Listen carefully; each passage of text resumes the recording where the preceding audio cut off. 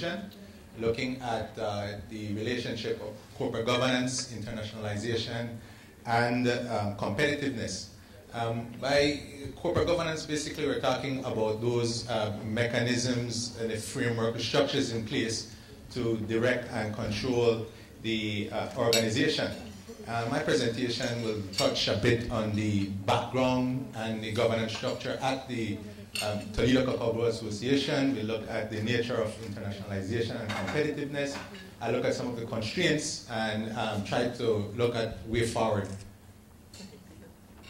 The Toledo Cacao Growers Association is a non-for-profit institution, association established in Belize in 1986. The main mission of the organization is to provide socio-economic benefit through a competitive format that incorporates ecological and sustainable principles.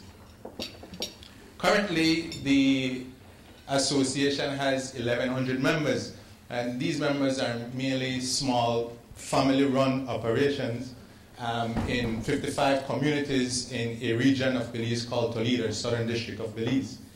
The institution has grown rapidly over the past decade from 170 members in 2003 to its current membership.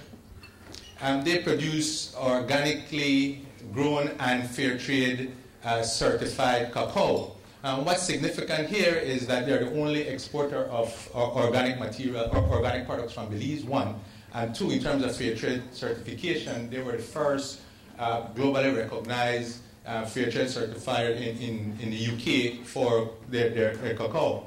So that provides them with a competitive advantage in terms of organic product as well as fair trade certification. The membership is made up of over 90% indigenous Maya, and 60% of the transaction, the business transaction, occurs with women. In terms of the governance structure and the board itself, there is a 9-member board.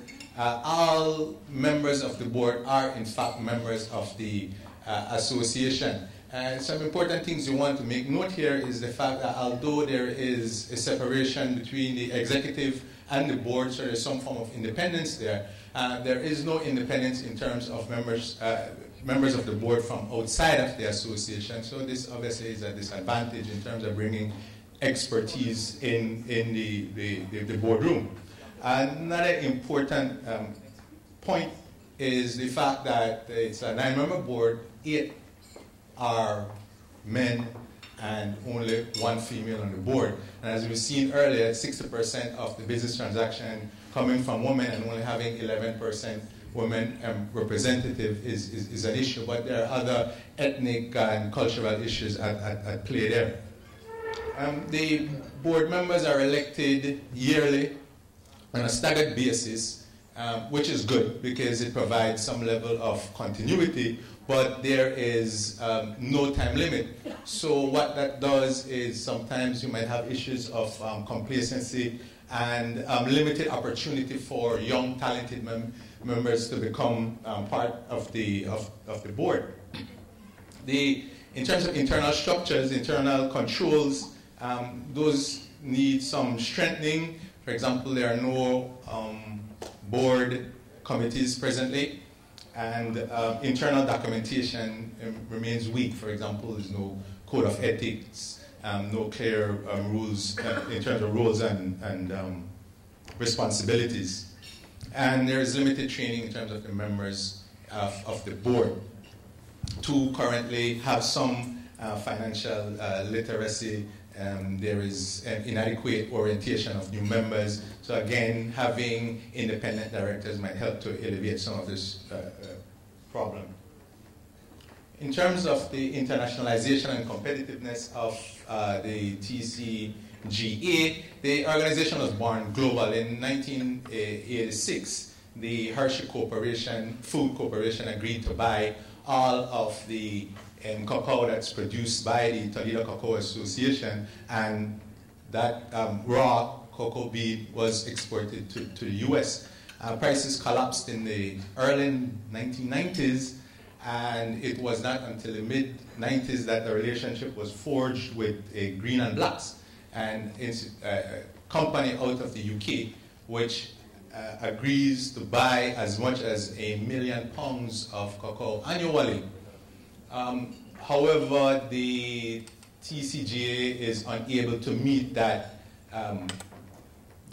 supply. There is certainly some slack in that arrangement. The product that the TCGA produces is a high quality one, and it's high quality, but they are unable to meet production quantity. So you have an advantage in terms of quality, but a disadvantage in terms of meeting quantity. All of the cacao that is produced by the TCGA that is sold to Green and Blacks is made under the brand Maya Gold. Now, in terms of the constraint here, in terms of intellectual property, the Maya Gold brand is not owned by the TCGA. It is actually owned by Green and Blacks. And so that is obviously a constraint, an issue that they really need to look at.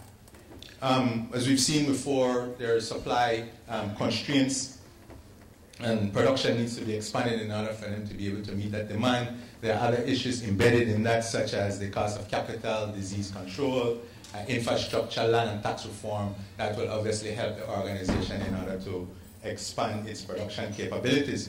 Now, in terms of recommendations, obviously the corporate governance structure needs some strengthening. We need more women to be more representative on the board, and independent directors, especially those with specific expertise that could assist the organization in terms of moving forward.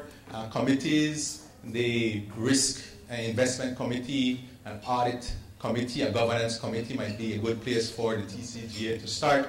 And of course, training of the board members, and that should come about as a result of maybe of an assessment of the competencies of those individuals who are members of the board and provide training to bridge whatever gap has been found.